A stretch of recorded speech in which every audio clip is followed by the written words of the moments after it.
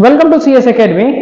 आज की वीडियो में हम बात करेंगे झारखंड पब्लिक सर्विस कमीशन यानी जिसे हम लोग जेपीएससी भी शॉर्ट में बोलते हैं 2024 में, जहां आपके पास वैकेंसी निकाली गई है इसके बारे में, और साथ ही साथ हम इस जॉब के बारे में हम बताएंगे कि कितनी वैकेंसी है, क्वालिफिकेशन क्या चाहिए, एज लिमिट क्या होगा, फीस कितना लगेगा जनरल के लिए, ओबीसी के लिए, सब कुछ बात कर रहे हैं। ठीक है, यदि आप हमारे चैनल पर नए हैं तो हमारे चैनल को लाइक और सब्सक्राइब जरूर कर दीजिए, क्योंकि हम हर एक चीज का अपडेट देंगे।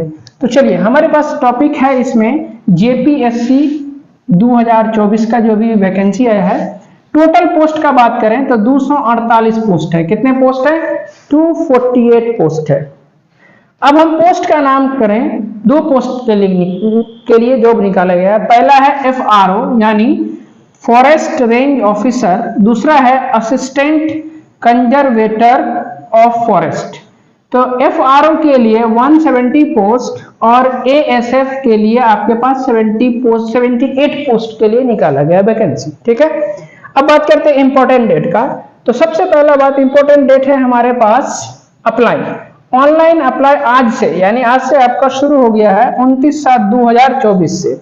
लास्ट डेट है अप्लाई करने का 10/8/2024, जो कि 5 बजे शाम तक आप अप्लाई कर सकते हैं।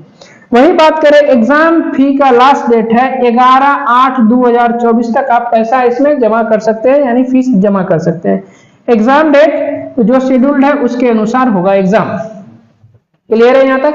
अब बात करते हैं एप्लीकेशन फीस में, यानी किसको कितना पैसा लगेगा। तो देखिए, जनरल, ओबीसी, ईडब्ल्यूएस के लिए 600 रुपीज, वही एससी एसटी के लिए 150 रुपीज। पेमेंट का मोड क्या होगा? तो पेमेंट आप डेबिट कार्ड से कर सकते हैं, क्रेडिट कार्ड से कर सकते हैं, या नहीं तो नेट बैंकिंग के थ्रू कर सकते हैं। ठीक है।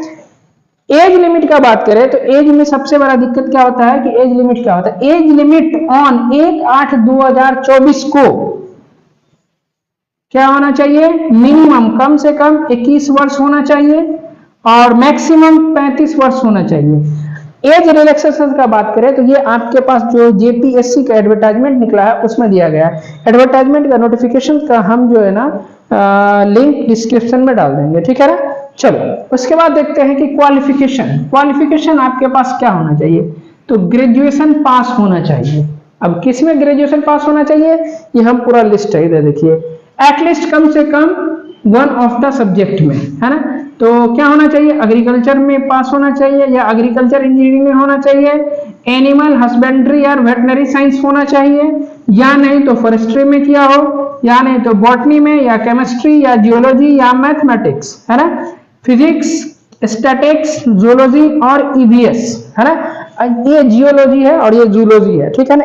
ईवीएस मतलब इन्वायरमेंटल साइंस से आपका ग्रेजुएशन होना चाहिए, मतलब इस सब में से किसी एक में भी आप ग्रेजुएशन है तो अप्लाई कर सकते हैं। उसके बाद अगर कोई बच्चा इंजीनियरिंग सेक्टर का है तो वो क्या करेगा? तो उसके लिए देखो, इंजीनियरिंग सेक्टर वाले के लिए भी ऑप्शन है, सिविल के लिए ऑप्शन है, मैकेनिकल और केमिकल, ये तीनों बच्चा अगर किया हुआ है, सिविल इंजीनियरिंग, मैकेनिकल इंजीनियरिंग और केमिकल इंजीनियरिंग, तब वो इस फॉर्म के लिए एलिजिबल है, इस फॉर्म को भर सकता है।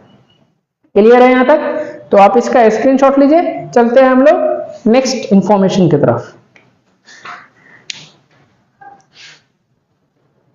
अभी हम बात कर रहे हैं कि दो पोस्ट है, एफआरओ और कौन सा आपका एसीएफ। तो इसमें पोस्ट के बारे में बात कर लेते हैं कि दोनों में कितना कितना पोस्ट दिया हुआ, हाइट क्या चाहिए, उसके बाद मेल के लिए कितना हाइट और फीमेल के लिए कितना हाइट, और साथ ही साथ उसको वॉकिंग भी चाहिए। तो चलो सब कुछ देखते हैं क्या है। एफआरओ में टोटल आपका 170 पोस्ट है। उसके बाद हाइट का बात करें तो मेल कैंडिडेट के लिए 163 सीएमएस होना चाहिए, फीमेल कैंडिडेट के लिए 150.5 सीएमएस होना चाहिए। चेस्ट का बात करें तो मेल कैंडिडेट के लिए 79 सीएमएस बिना फुलाए हुए। ठीक है। वॉकिंग का बात करें तो मेल कैंडिडेट 25 किलोमीटर चाहिए, कितना देर में? 4 घंटा में।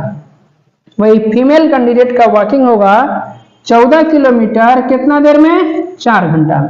क्लियर है? ये किस चीज के लिए था? एफआरओ के लिए। अब देखते हैं हम एसीएफ के लिए। तो एसीएफ में टोटल पोस्ट कितना? 78। हाइट का बात करें तो मेल कैंडिडेट के लिए कितना? 163 सीएमएस होना चाहिए, और यहाँ पर भी दोनों सेम ही है। फीमेल कैंडिडेट के लिए 152.2 सीएमएस होना चाहिए। चेस्ट मेल कैंडिडेट के लिए 79 cms बिना फुलाए हुए, ठीक है।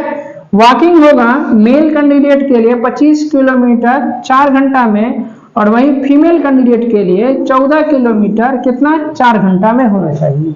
क्लियर है?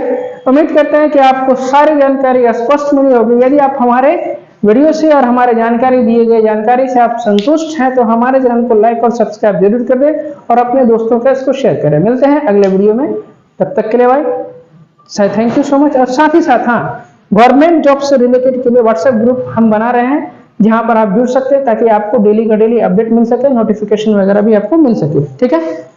व्हाट्सएप का ग्रुप डिस्क्रिप्शन में दिया हुआ है।